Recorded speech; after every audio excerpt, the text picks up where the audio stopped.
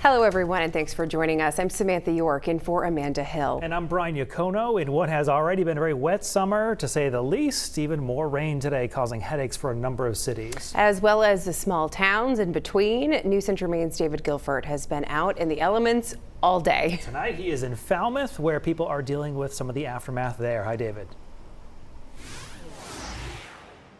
Hi, Sam and Brian. Yeah, in much of southern and central Maine, today's rains ended right around when the flash flood warnings did, around 2 p.m. But here in Falmouth and in many other places around the state, there are still signs of yet another torrent that moved through the area. Well, this about sums it up. A couple weeks of true summer just couldn't last. That's not a shiny, clean floor. Consistent rains Tuesday morning brought flash flood warnings from Kennebunk to Skowhegan and many towns in between. It seems like every storm just keeps beating on the city's infrastructure more and more. In Auburn, Landon Kugel works for Parks and Rec, spending this day checking on his public spaces. But on his way downtown, he found floodwaters overloading sewage pipes below, bouncing this 100-plus pound manhole cover like a dinner plate.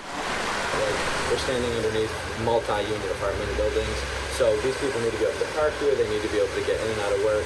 So the last set of storms, when this road actually washed out, a lot of people were struggling to even get out.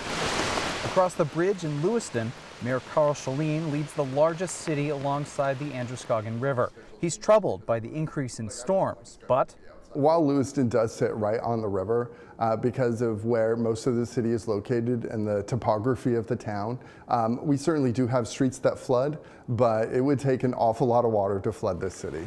That confidence is not mutual everywhere, like here in Windham and at Glenn Lewis's farm in East Winthrop.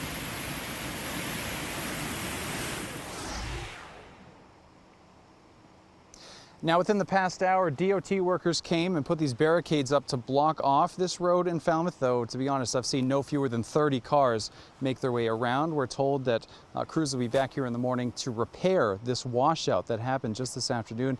But Brian and Sam, we are lucky that this is not as common a sight in our region as we saw with storms earlier this month and in May. The washouts are more of a rarity this time. Brian, Sam.